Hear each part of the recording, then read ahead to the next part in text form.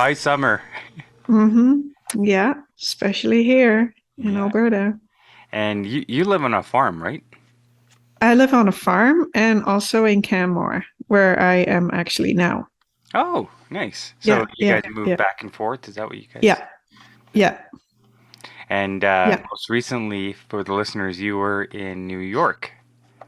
I was, yeah, Yeah. yeah, in July. Yeah. Yeah, it was very, very hot and humid there. So definitely different and it was very, very busy. Mhm. Although we have had a warm summer here too, but yeah, that heat is so different. Yeah. You were born in the Netherlands, am I right? I was, Yeah. yeah, Yeah. yeah, When yeah. did you and your family come out here to Canada? Like 20 years ago. 20 years ago. Yeah, Nice. I moved with my husband Yeah. and then 1-year-old son. Son, nice. And now you guys have obviously two boys, Two adults. boys. Yeah, Yeah. yeah, yeah. Teens, right? Yeah. No, Yeah, adults, young adults. my Wow. oldest one is 21 and my youngest one is 18 and goes into his second year of engineering in University of Calgary and he's just moving there today and then coming here in Canmore. So Oh my goodness. So it's a busy time for the family. it is, yeah. Yeah. When you moved here, how did you decide farming was something that you guys were interested in? Was that from Uh, back home? Like that? yeah, my husband had a farm Okay. and so I married him and Yeah. got into the farm too, but I was never really interested in a farm. You know, when we met, I told him I will never milk the cows, and he told me I will never be anything else than a farmer.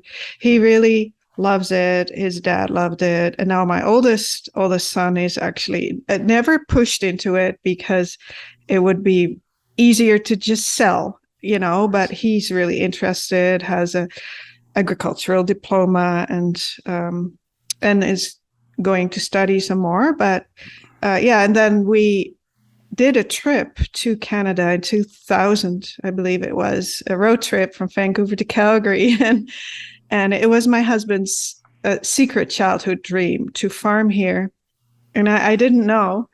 And then we just saw Alberta and Mhm. the opportunity here, and that's when we started working with a realtor and everything. And Yeah. It's awesome because I've been following you and vice versa for some time, haven't we? yeah, Yeah. yeah, we did, And yeah. just seeing the views, the Alberta skies, that must be such a beauty to wake up to, isn't it? That we're blessed with. It is, and I never really realized it because sometimes you take things for granted, but as I become started living more aware, I really start to appreciate that and be grateful for it. And the nice thing too is, when we're in Canmore, we're in the center. We can walk everywhere, and you hear all the noises. And when we're on a farm, it's so quiet. And my husband loves that. He doesn't like the noise that much, Yeah.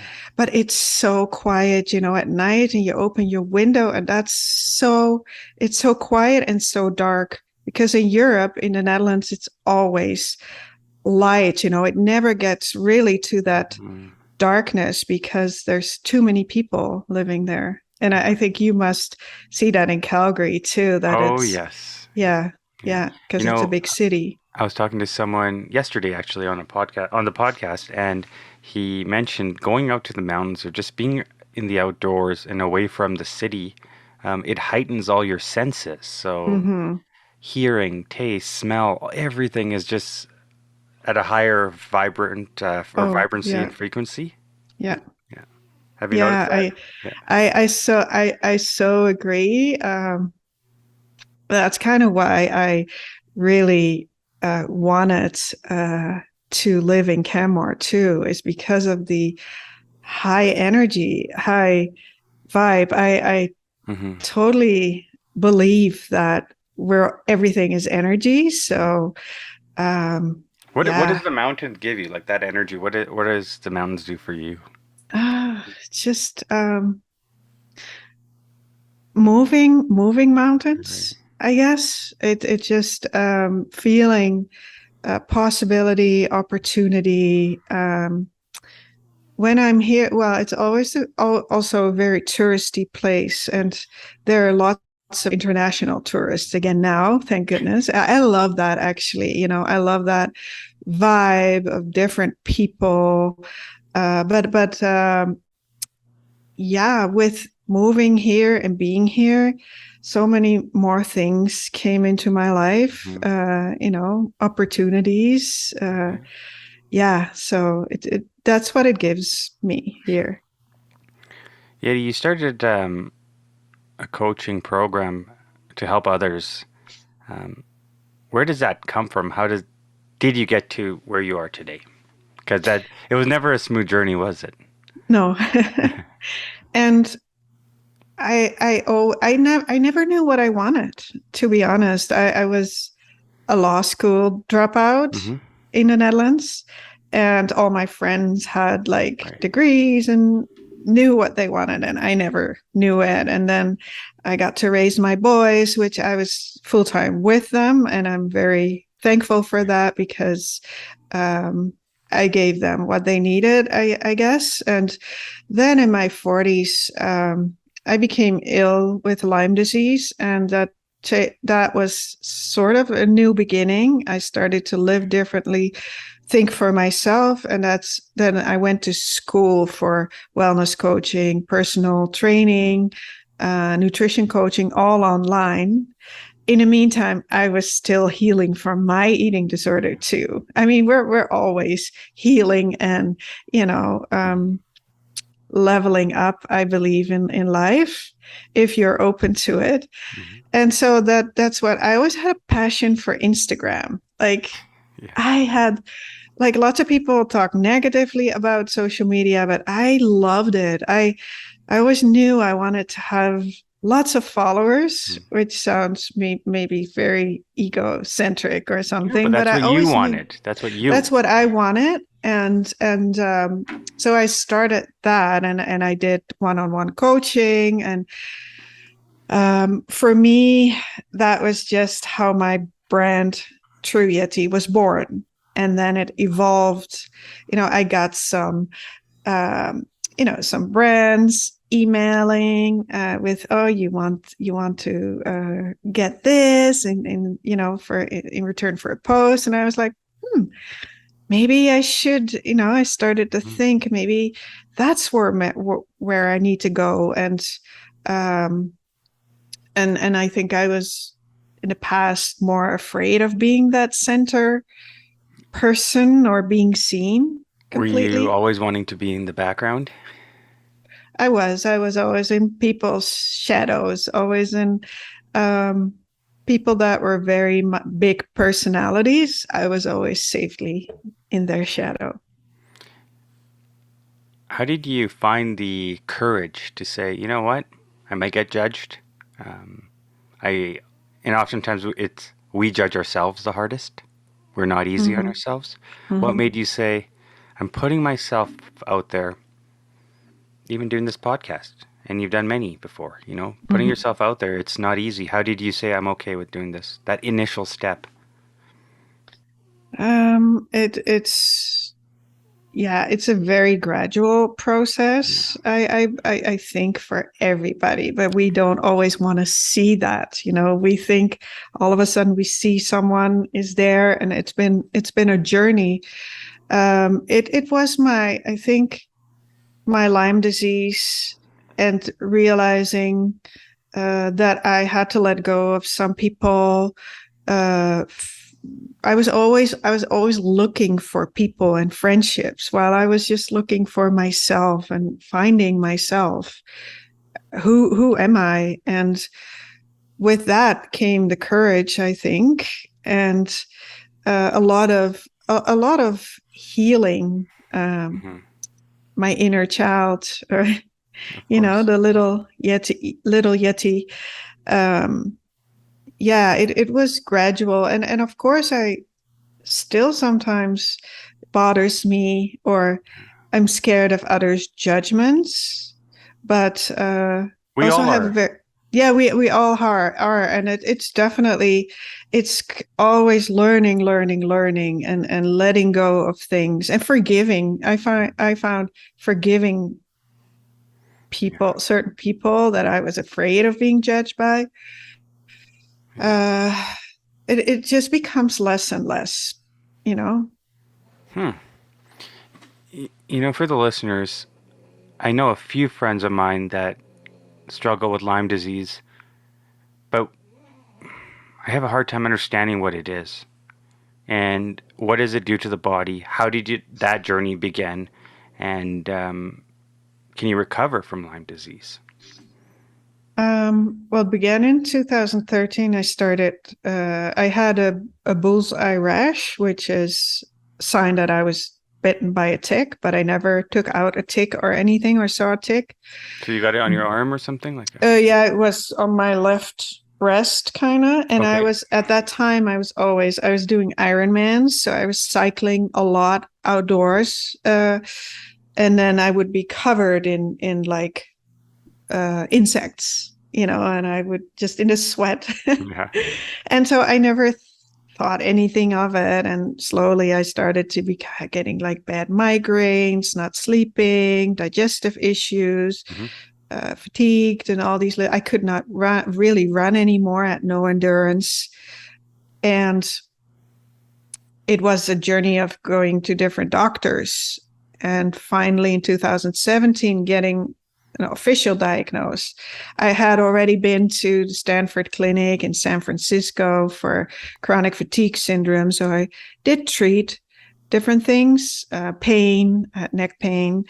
And I just did a lot of treatments, also antibiotics for a long time. And that's how I started. Then one doctor in the US told me, you also have to heal your mind. And that was like, whoa, that was in 2017 or 2018. And I was like, what does she mean with that? Like, and then I started with meditation, but I couldn't sit still.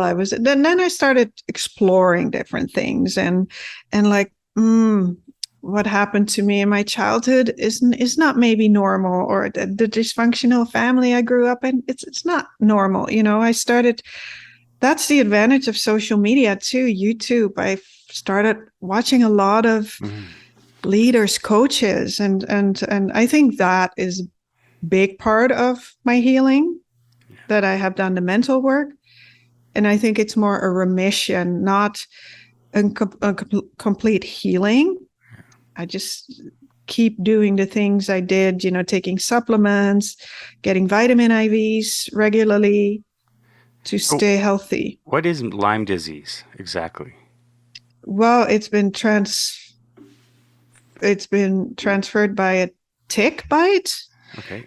and you can get certain different infections, and some that really make you really sick. And I did not have all of these different. It's one is like called babesia, and it's sort of like a malaria. Actually, people get really sick of it. I did not have that one. And it just mimics. Then it gets into your body, into your cells, and it just mimics a lot of different diseases, even like MS. People are diagnosed with MS, but it turns out to be Lyme. ALS, even some people like Mhm. Parkinson. It mimics diseases, and it's so hard to diagnose. And yeah. That's interesting. And so during this time, did you also realize um, it's almost like the universe's sign to say is okay, cold hard truth, Yeti, you got to get yourself together. You got to figure out who the hell you are. Um, Unfortunately, yes, Lyme disease came, but oftentimes that thing was the reason you are who you are today, right? If you Yeah. were on that path and Lyme disease didn't come, sure, you're going to be doing Ironman or Ironwoman or all these things in life, but I always think it's you're running. No pun intended. You're trying to find something. You're Mm-hmm. trying to prove something. You're always trying. And I don't think there's nothing wrong with that. I think that's a part of life to push ourselves, push our boundaries. But I also think as we got to do it carefully, very fragile, very gentle with ourselves, don't we? Yeah, yeah. I was definitely running from things, and it really, I'm now living life being grateful also for people that have treated me bad, kind of, or not with respect, because through all those things, I'm here today, and I'm the person the woman I am now. So I'm also grateful for Lyme disease, and I, yeah, my health is not always perfect. It definitely damaged my immune system and stuff, and I have pain in my neck sometimes, but it's I can live with it, and I'm such more aware, better person, and I have my career now. I'm telling my story. I'm having a lot of goals. I managed to make a great life, create a great life. I already had a good life, but I didn't realize it. I was just a zombie living through life and doing these hard things like Ironman.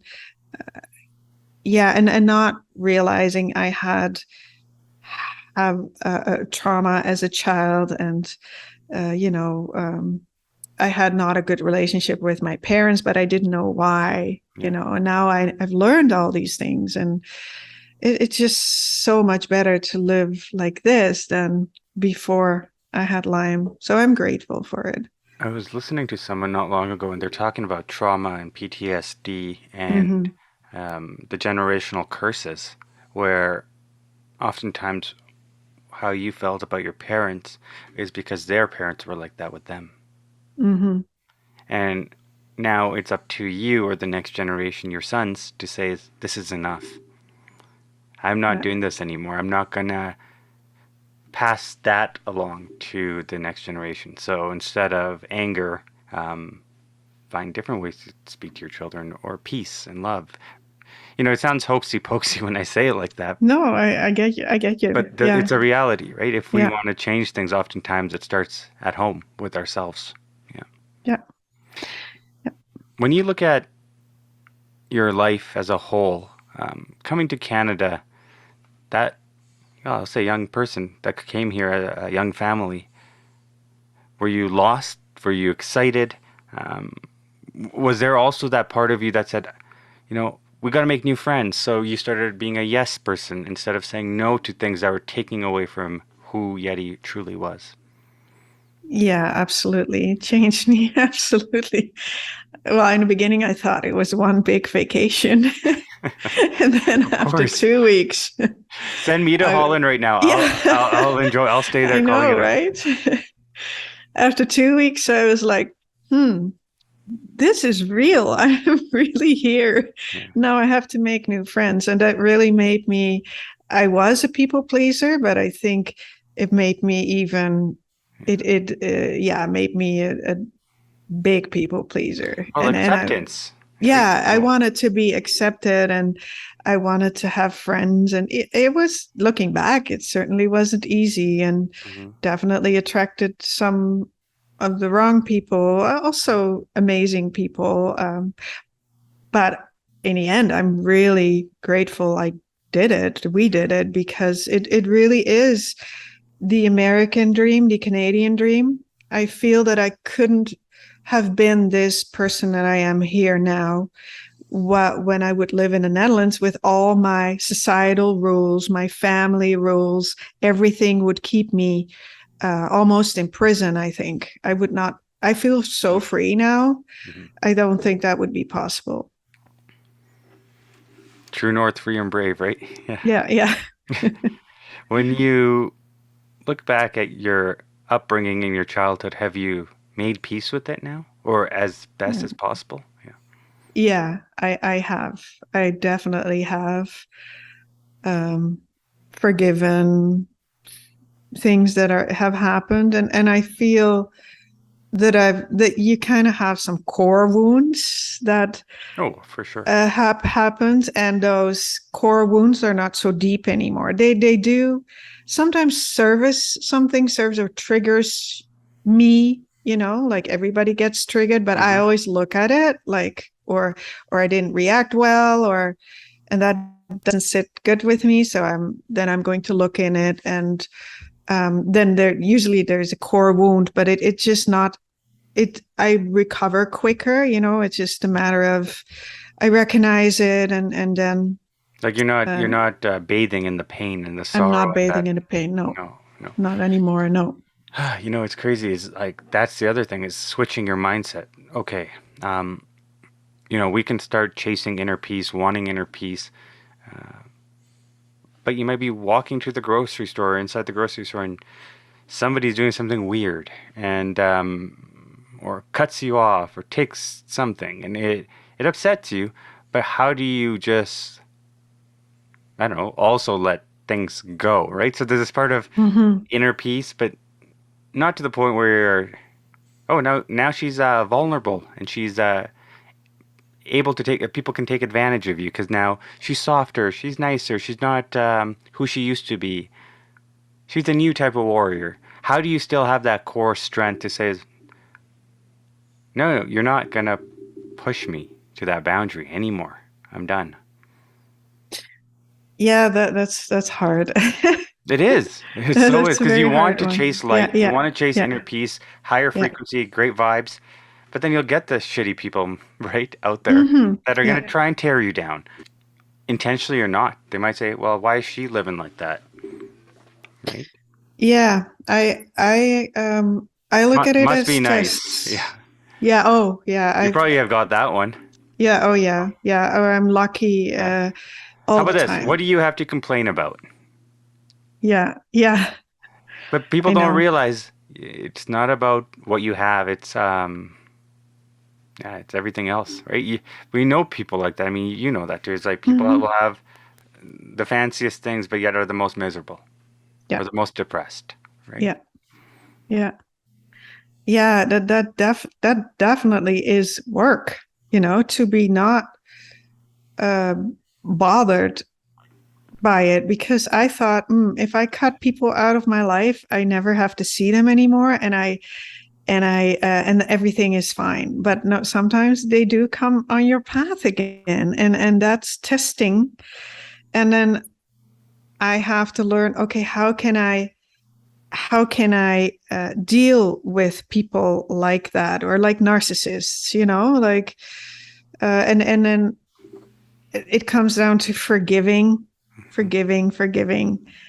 and then it doesn't take up space anymore, and you're not bothered. It's a Yeah. process of getting to the inner peace, and not being bothered by people that are jealous, because we know it's their issue and they're not happy with their life, but it still sometimes hurts, right? Or Hmm. because Like you see people on Twitter or on Facebook comments on certain things, and I'm thinking they're fighting.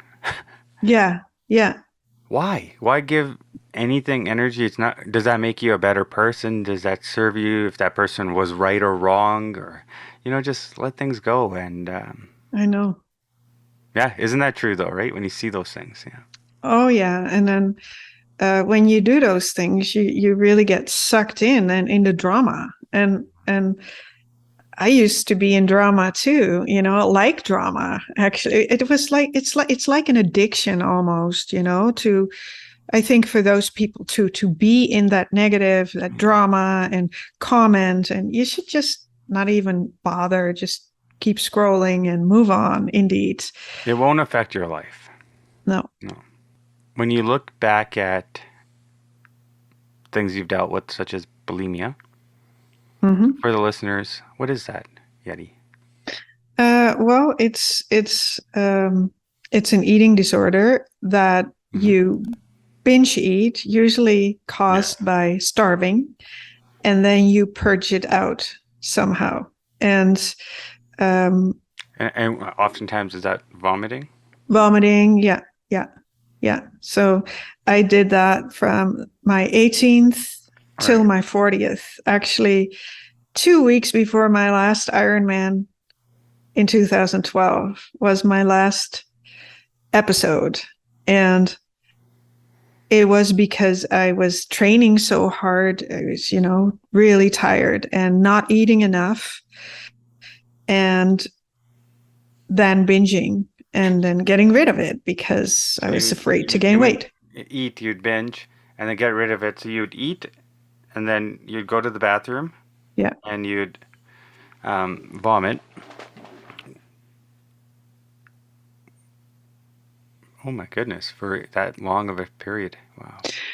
Yeah, it was not constant. I had times that, of course, when I moved to Canada, immigrating was a stressful time. Yeah. It would come back and then I would be free for a while, or I always knew it was something weird that was normal, but I did not know what to do with it. And of course, it was rooted in childhood too, Did you talk because to people about that no, only prior? to No. my husband in my Yeah. 20s. Yeah, and he of course didn't know what to Yeah. do about it, but it actually started at like 7 or 8 that I found comfort in food and eating lots of food. And safety, I Yeah. guess, is what it gave to me. And then as you got older, bulimia, well, there's many reasons, but a lot of it is from trauma, isn't it? Right? Yeah, When you look at yeah, the deep roots yeah, of why this yeah, happened. Yeah. yeah, Hmm. yeah. So when you would do that, was it also about body image or how you felt about yourself? Is that primarily what it was? Yeah, also, yeah, because I had I'm the youngest, fifth child, and my oldest brother was 20 years older, and I was not. I was an accident, an oopsie baby. Yeah. So that was already number one thing. I was not a wanted child, or and then my older sisters always talked about their body issues. So I believed when I was 7, I believed that I was big. And when I look at a picture, I'm totally looking normal, but that was already in my head.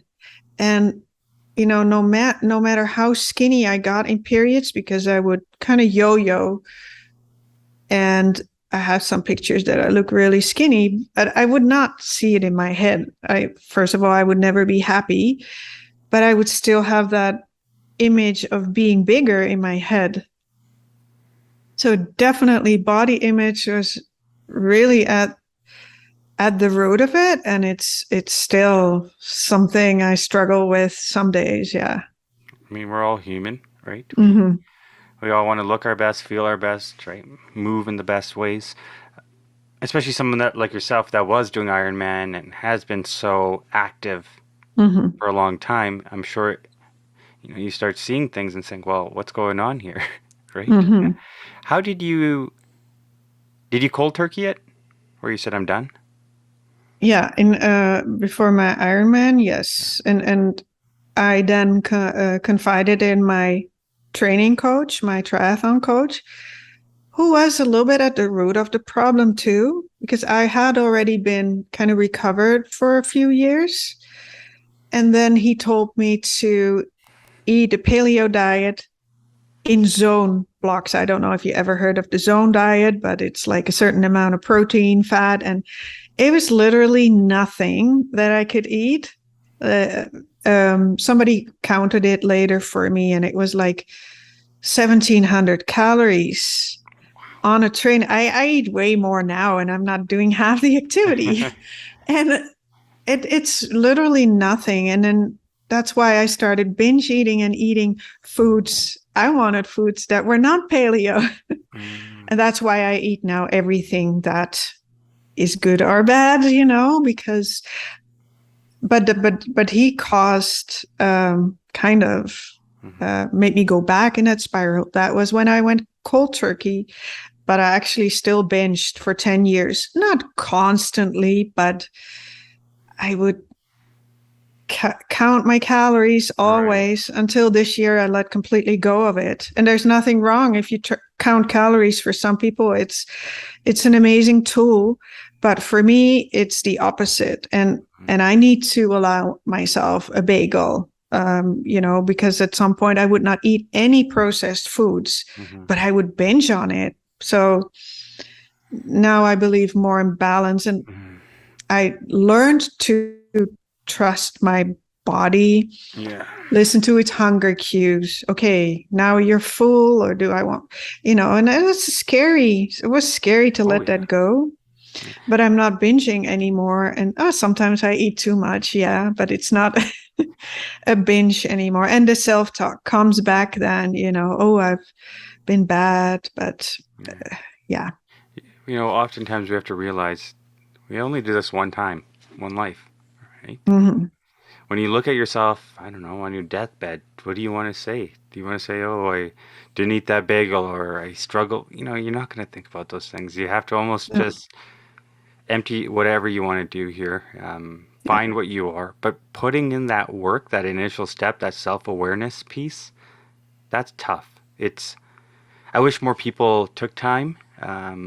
I always say there was a silver lining in the pandemic Hmm. to go within yourself to say, who am I? That was a great time. What do I want in my life? I know some people that just went back to the norm. Oh yeah, Hmm. and we're complaining the whole time. Of course, everyone was upset. We didn't want any of that stuff. But you know what? In that time, you can also see who you are, look at yourself in the mirror, and decipher. What do I like? Am I in the right direction? Am I in the right career? And some did change their career paths, right? They said, no, this is Yeah. not serving me anymore. We're seeing people saying now, I'll take a lower salary because inner peace matters now, and this work-life balance matters. Because that's another thing. We always thought work, work, work is important. Being busy is cool. Um, but finding the parts of yourself to say, no, I'm not doing anything. And that's okay to not do anything. Hmm. We always have to make that excuse to say, hey, want to get together? No, sorry, I'm just busy, even though you just want to hang out at home. Yeah. Now I just say, no, I'm staying home. Hmm. Right? Yeah. Yeah. When you look at your self awareness and the things that you're learning along the way, you started Trujetty. What exactly is that, and how has it helped individuals out there? Trujetty is my social media handle, my brand, my baby. Because my name Jetty Nieuwenhuis, it's too hard for people to Google. So, and Yeti speaks her truth, so Trujetty. And I've always loved fashion, beauty, makeup. I always thought it was how do you say? Sorry, I can't find the, all my friends with degrees, and I love makeup and all that Hmm. stuff. Shallow. And then I literally said, like, fuck it. Yeah. I'm going to do what I want to do. And that is fashion. I love a certain style of clothing. It's usually expensive, Yeah. which I felt guilty of too.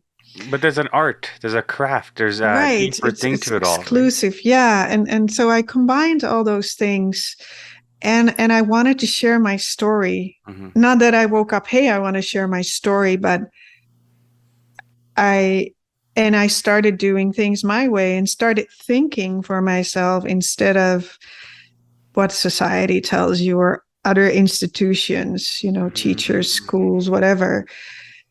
Of course, I follow the law. You have to follow, but other than that, When you look I at brands, what brands have inspired you in terms of fashion? I love the Row. Those are the Olsen twins, actually. I love their minimalist style. I love, yeah, Chanel, Dior, all uh, things that are, yeah, exclusive and that have put uh, work in it, right? That you cannot see everybody in. But it's funny when you look at like the stories behind those individuals too. It just blows your mind to see how like Coco Chanel's story is remarkable, and how she Mm-hmm. would, I think she used to wait up on the staircases and watch her shows from above. And yeah, and back in the day, I think they did military attire for individuals, the pants.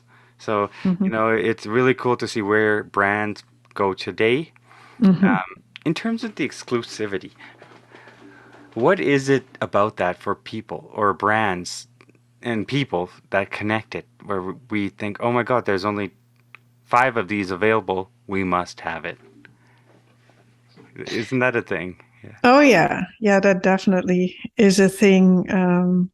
And I also think for me, at some period in my life, it was more my ego. I had a different reason of wanting it.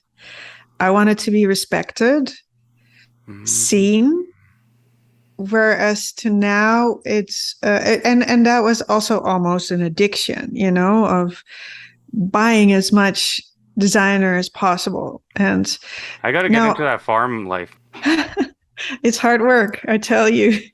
We have nothing to complain, but I it's know. constantly ongoing hard work, and and that's challenging, and finding peace and saying, "Hey, I'm doing nothing," because that husband of mine, he always Yeah. goes, and farm life. You have something at 9 at night, and you have to do it. You have to be there. Have you had to help him out?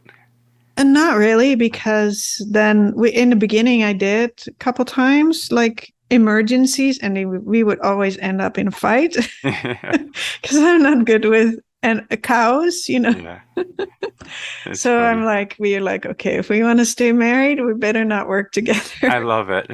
That's why I'm in Canmore. When you're done, you come here. Yeah, exactly. Yeah, that's funny. When you now look at brands, so have you switched your mindset of what exclusivity is and what it means to you today? Yeah, I definitely am more low key than I was before. I don't get that rush of every season I want a few things, and Is it usually handbags? no, I'm not into that. No, usually that's one a year or every 2 years. Yeah, I wear the same thing. I'm very, yeah. and it needs to be comfortable too. And Y- I need to have the same things. I don't want to Yeah, every day change my wallet in a different. No, it needs to be comfortable. yeah. That's another thing, thick skin, Yeah, isn't it? yeah, Yeah. yeah, To get the lashes, to get hit, but it's ourselves hitting ourselves in a way.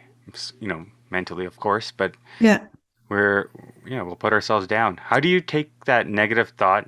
Oh, Yeti, people are gonna judge. How do you take that thought and say fuck it? Fuck what people think. Yeah, it's hard. Well, yeah, that was a lot of work, Yeah. but I also have to thank my husband, who is very supportive, and He he seems like always a just like, very great guy for all this. Yeah. oh well, he's he is, yeah. He's for me, it was just a very good person that came on my path, and but he's always like, I don't care what so and so thinks, because they think something, and he always says they talk about you no matter what you do. If you do A, they'll talk this, and if you do B, they'll talk that. So you never can please anybody. And I think he found a freedom here in Canada too. And I mean, we've been through some things, yeah, with people, and um, Hey, you really yeah, can't please anybody. It's yeah, you gotta. no, you can't. So you have to please yourself and convince yourself Mm-hmm. of that. Yeah. Yeah. How do you after so many years of marriage, is keep a chemistry and a spark alive? It's beautiful to see that. Yeah. Um, Thank you. Well, I also want to say that I don't have butterflies anymore, because people believe that they have to run on butterflies all the time. And then when it disappears, then, oh, it's time to look for somebody else. Yes. I think we have that wrong. The Walt Disney Mm. fairy tale. No, marriage is, I mean, he's my best friend. Like we talk, I phone him when I'm here. We phone each other like 10 times a day. I tell him everything. Like it's just my best friend. And yeah, there still is chemistry and we laugh. And I think also being apart a little bit and we're each other's opposite. Like people have probably thought like, how does a fashionista live with a farmer? And well, they got it wrong because it works perfect. We respect each other. And I think, yeah, being different personalities, not doing everything together is what makes magic for us. And yeah, having our own life and even some own friends, you know? That's true, because oftentimes we think, oh, we need the person I'm with has to like what I do and we all need the same friends. We all need the same interests. I think the yin to the yang is better. I think so too. You know, I used to be jealous, or not jealous, envious of people that, you know, were doing triathlons together. They were racing together. I was like, whoa, that's amazing. And here's hubby like going like this. I'm just kidding. My hubby was, well, no, he was on the sidelines supporting me with the little children. Aww. So I did not realize that. But, you know, he traveled with me to Arizona to cheer me on. Oh, that's Spain, amazing. we went. So, you know, I didn't realize that, but I thought we had to do all these things together. But those people are not together anymore. And we are. And I think also being together and, you know, bonded us really that we move together and literally have no family, but just us is really, you guys are the family. You guys know. We are. Yeah. This is the core. This is us. This is us. Yeah. Yeah, absolutely. When you know, as we get older or people are in long-term relationships, they say is like, the physical attraction or the physical chemistry within couples fades as we move through life. How are you able to say, okay, well, I don't have butterflies. We get along. We love each other. He's my best friend. But we can still make time for affection. Because I was reading something the other day. 40% of married couples stop intimacy in terms of whether it's hugging, kissing, whatever it is. But they just stop. They're just not interested anymore. Because, you know, I guess you've seen each other, gone through life together, ups, downs, anger, financial problems, and then now you're just like, ugh, I don't like that person. Or you see a better looking gal or a guy, and that's so much easier, but that's not ever easy, is it? No, and I mean, it's definitely not, 3 times a day anymore.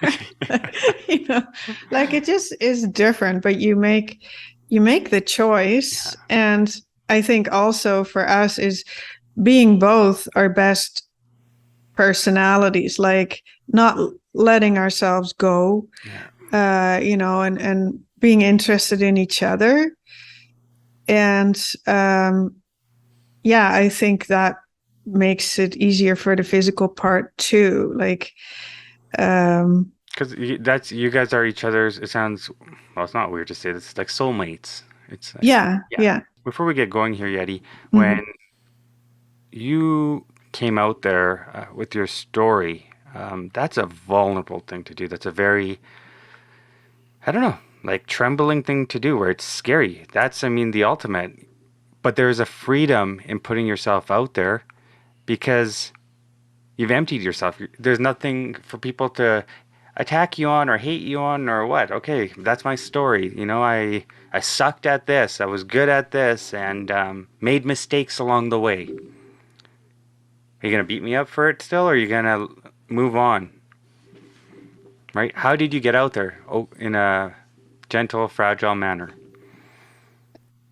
Yeah, of course, that was a journey too that I made mistakes in, probably. That you say things that trigger other people too much, but I really try to be, I'm more aware of that, you know, how do I say it in a way that is inspiring to people? And yeah, indeed, nobody can really do anything bad anymore to me.